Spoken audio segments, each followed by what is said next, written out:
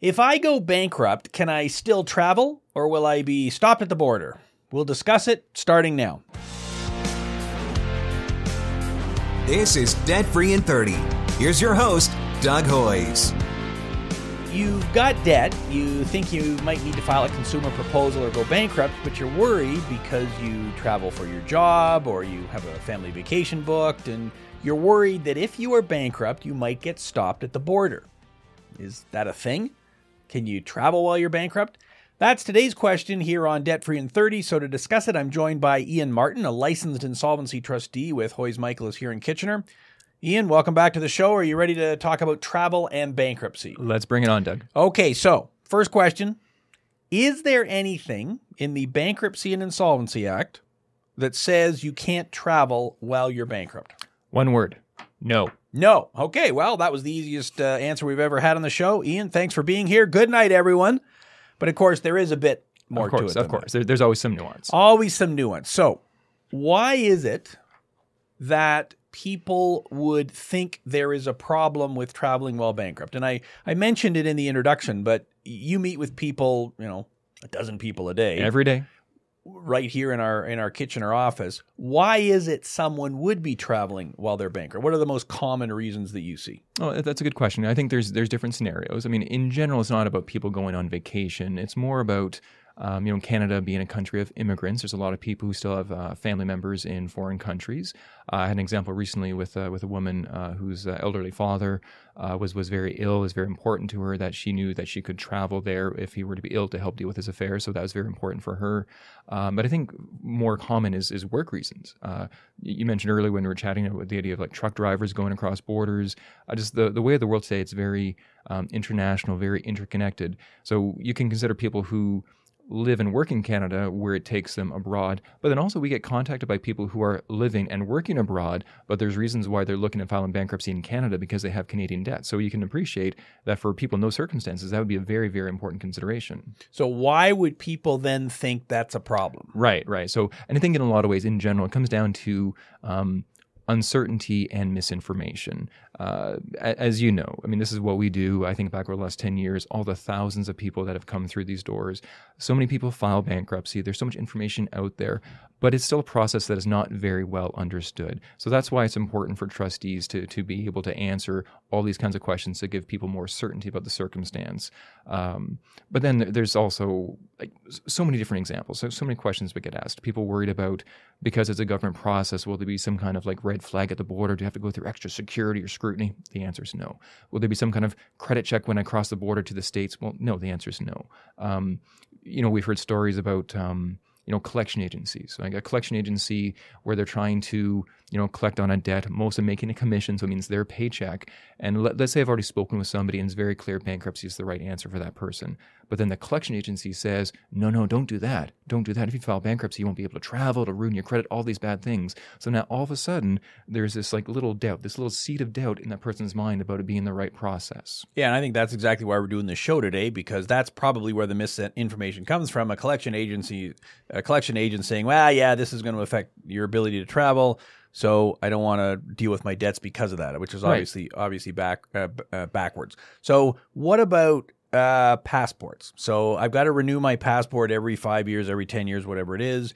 Is there any issue with renewing my passport if I'm bankrupt? No, again, the simple answer is no. I mean, there's the Bankruptcy and Insolvency Act, which is the main piece of legislation for bankruptcy. There's interaction with other pieces of legislation. There's nothing in that legislation that says you can't apply or renew a passport. There's nothing. I renewed my passport just last year. There's nothing on the passport application that says, have you filed bankruptcy? So again, the simple answer is no. Like there's literally like no implication that way for a passport. Yeah, and there are implications if you are sponsoring someone to come to Canada. Sure. But that's a whole nother topic. I think that's probably for a different day, different podcast. If people have questions about that, come in and talk to us, and we can certainly deal with those.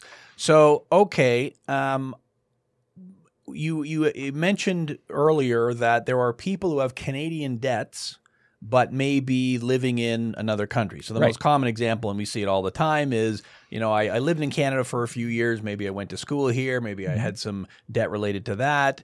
Now I've moved to the United States. Maybe I got married. I'm living down there. So can I file a bankruptcy for Canadian debt if I'm living in the United States? I'll give you a bit of a yes and a no answer, because there has to be a compelling reason to file bankruptcy in Canada, and let's not cover that like right now today. But let's assume there is a compelling reason for the non-resident to look at filing bankruptcy in Canada. And I can easily address that one. That the reason you go bankrupt is for protection from the people you owe money to. I don't want to have my wages garnished. I don't want to be sued.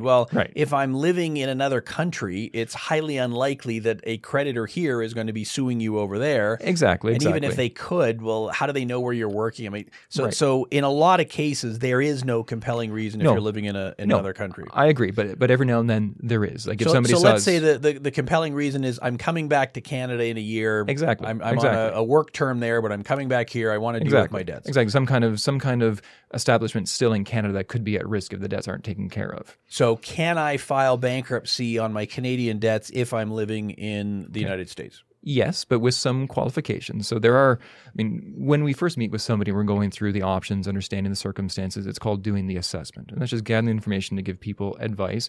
And oftentimes the result of that is the decision to file bankruptcy. So then the filing bankruptcy means preparing government forms that outline the statement of affairs, all the details. So ultimately that completing the assessment process, meeting with the trustee in person is a requirement.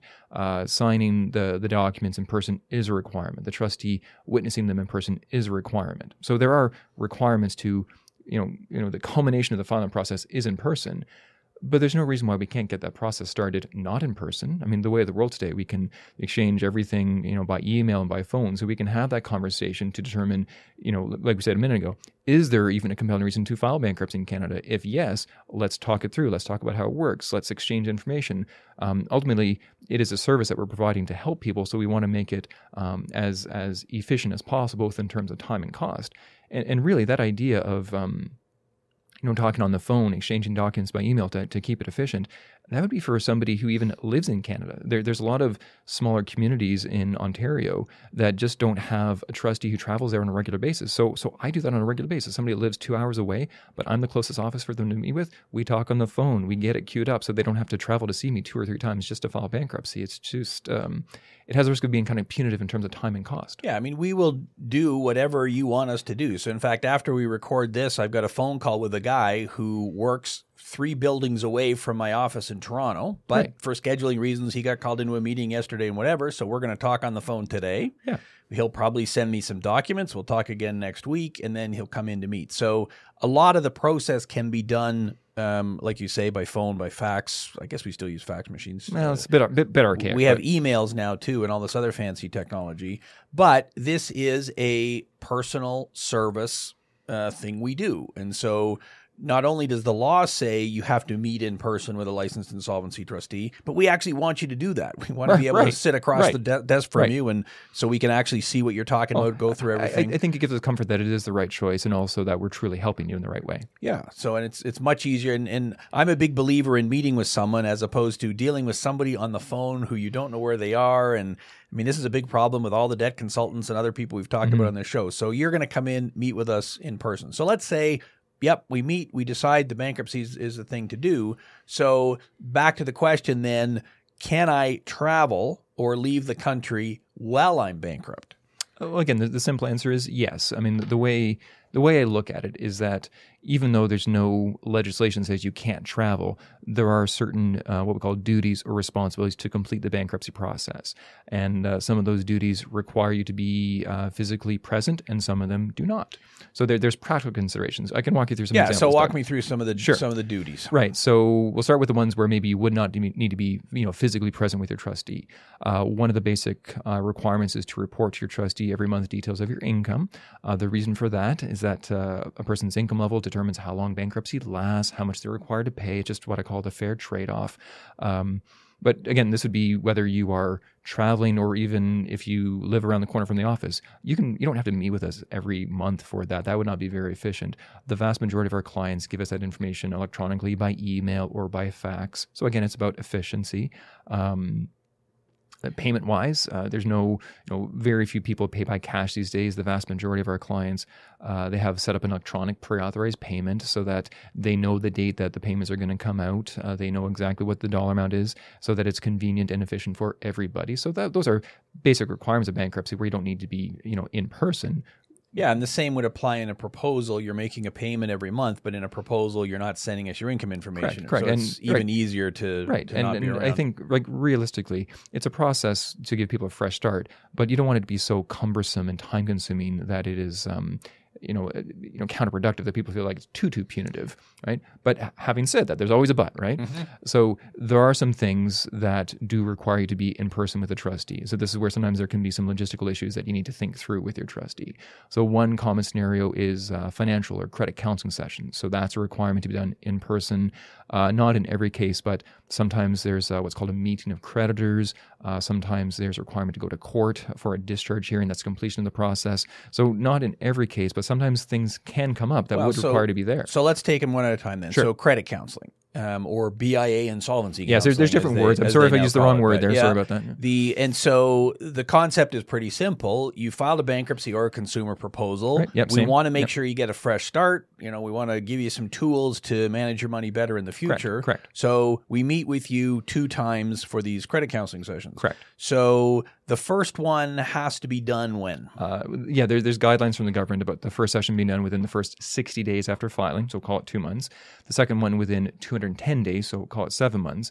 And like you were saying, the idea is to help people. We go over topics like budgeting, money management, how to use credit effectively in the future, because you've seen this as well many times, Doug. I mean, people are afraid that they'll never get credit again, but we see it all too often that banks are more than willing to give people too much credit again. So just making sure people are aware of what credit really is and how to use it effectively. Yeah, and there are some particular circumstances where if someone is, on some job site in the far north and can't get back or something, there are provisions to use, video or whatever. But in the vast majority of cases, again, we want to sit down with you because we can then ask you questions and actually talk to you about things that are important to you. So I had 2 people in yesterday for their credit counseling sessions. Both of them were either self-employed or contemplating becoming self-employed. Okay. So we spend a bunch of time talking about, okay, how do you set yourself up when you're self-employed?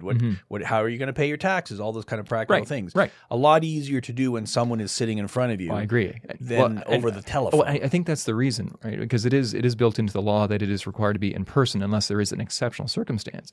And I think that's really, the reason for that is what you're getting at. We want it to be meaningful. We want it to be helpful. One of the underlying concepts with the bankruptcy legislation is about fresh start, and people will use the word rehabilitation, which I'm not really crazy about that word, but it's more that people have the the skills, like they have a good foundation of knowledge and skills, practical ideas to move forward, so that they feel confident moving forward. Because it's tough out there. Like there's so many financial challenges for everybody these days, even when you don't have debts anymore. Yeah, and so that's why we like to meet you in person. And again, like you said, the second session is going to be somewhere between the end of the 2nd month and the end of the 7th month kind of thing. Right. So it's not like it has to be next Tuesday. That's a good point, right? So there are these deadlines, but there is a lot of flexibility built into that. So if you know that, I've got to go on a project for work and I'm going to be out of town for a month, and that's a fairly common situation actually that I run into, no problem. Let's book it for before you go or when you get back. It's easy to work around it. So, okay, so that's credit counseling sessions. Now, you also talked about creditors' meetings. Right. So pretty obvious what that is. It's a meeting with the creditors. We all understand that. How often does that happen, where you physically have a meeting in person with creditors? Right. I mean, the simple answer is it's not that often. Virtually never. Right. But let's break it down a little bit, because if there is a meeting of creditors, that means, like you said, it is a meeting with the creditors, with the bankrupt person, the trustee. And in general, it's a chance for the creditors to ask some questions about what's going on and maybe give direction to the trustee about how they want the process to proceed. But I think it's important that you break down a little bit more. The vast majority of personal bankruptcies in Canada are what we call summary administration. And what that means is the trustee's initial assessment of the circumstances, there'll be very little or maybe not even like any money that actually gets paid back towards the creditors. So in that situation with a summary administration, there is no requirement for meeting unless a creditor wants it. So, but why would they want it? Yeah. So in the last year, how many times have you personally been at a creditors meeting in a bankruptcy? That would be literally none. 0. Okay. Correct. So that's how unusual it is. Now, correct.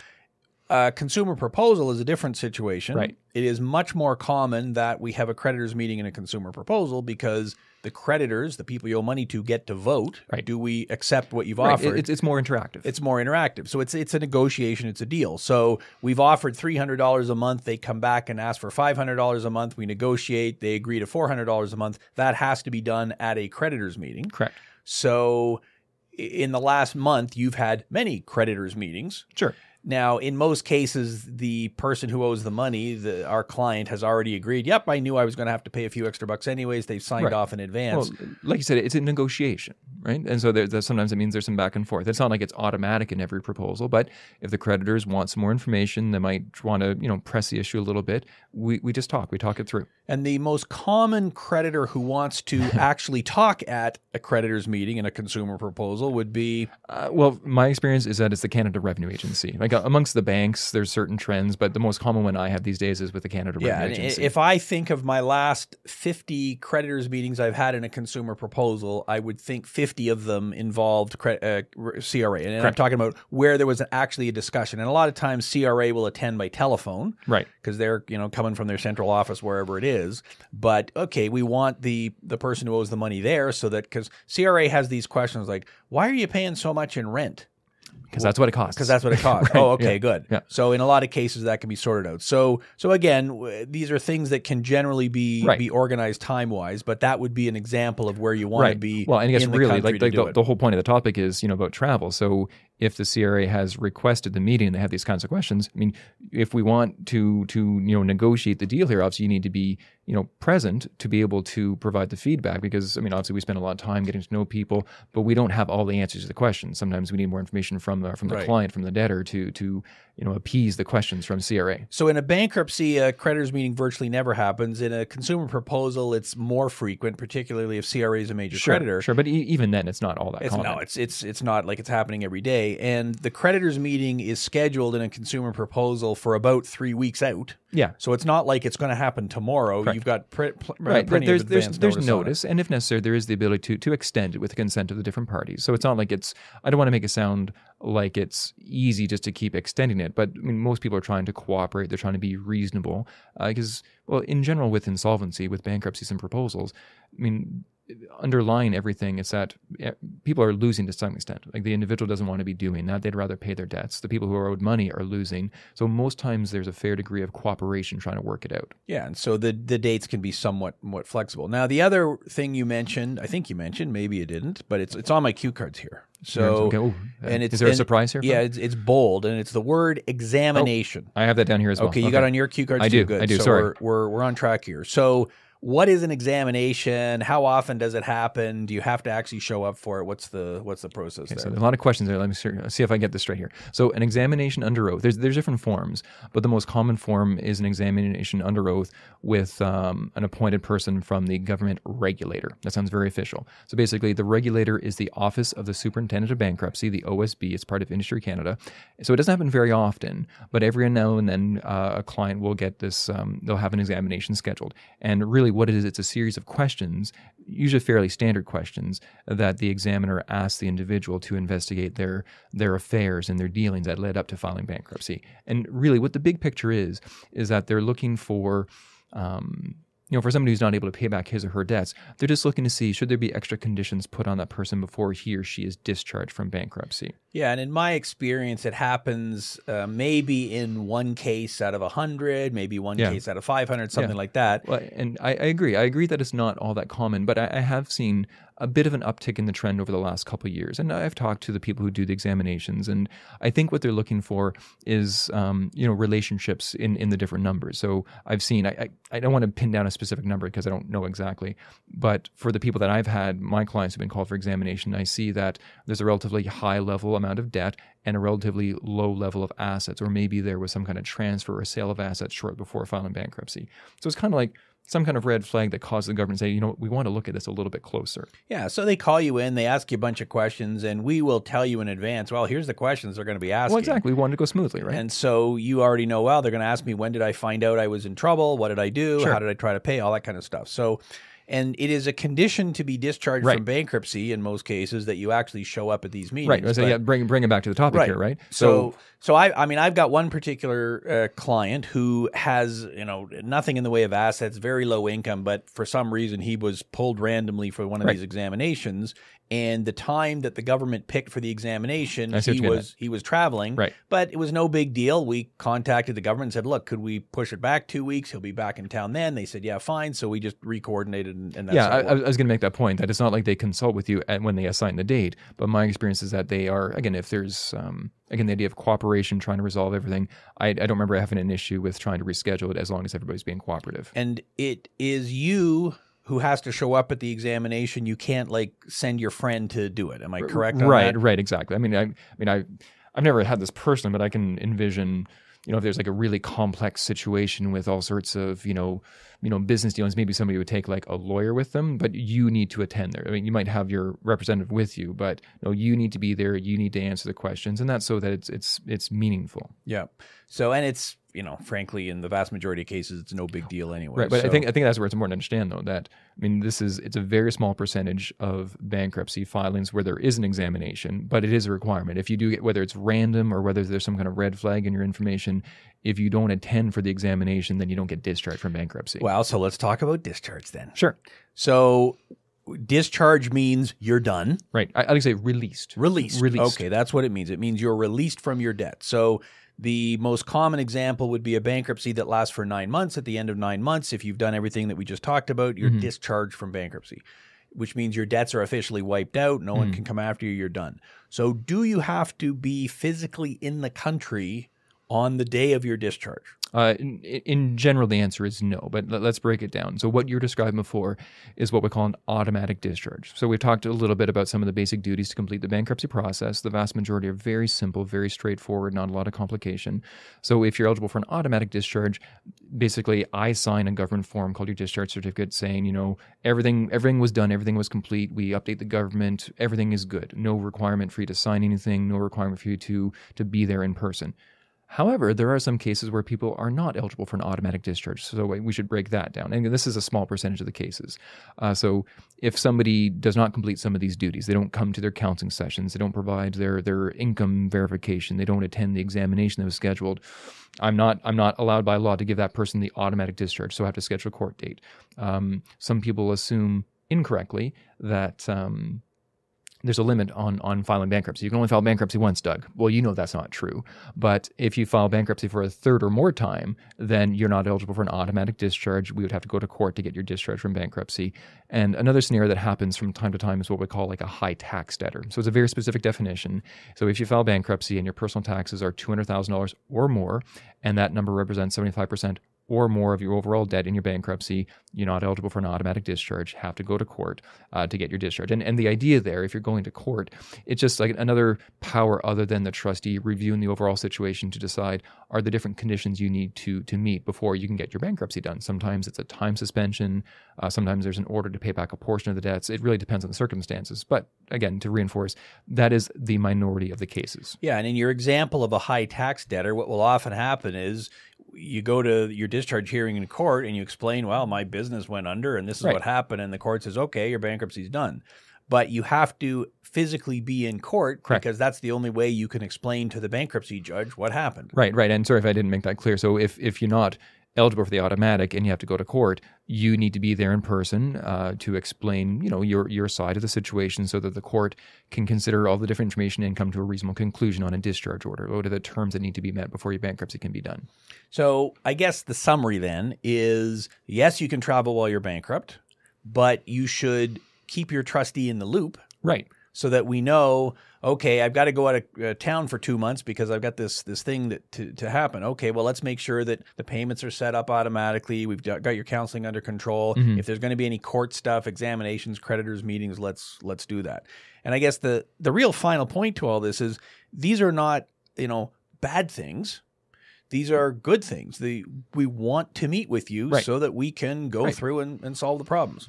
Yeah, no, I agree with what you're saying. That I mean, the way I look at it is that nobody really wants to file bankruptcy, but once we we meet with people, we talk it through, it becomes clear for a lot of people that is the right answer. So once you've reached that conclusion, you want it to go as smoothly as possible. So we talked about how there are some technical things, some practical things. The big part is communication. We want this to go smoothly. You want it to go smoothly to work together so that it can be as smooth as possible. That's the whole idea. We work together on it. Right. Excellent. I think that's a good way to end it. Ian, thanks very much for being here. Well, thank you very much, Doug. Thank you. So, to summarize, yes, you can travel while you're bankrupt. Just make sure that you're in Canada when you're required to complete your duties like credit counseling sessions, creditors meetings, examinations, and discharges. And if you do, as Ian says, everything will go very smoothly.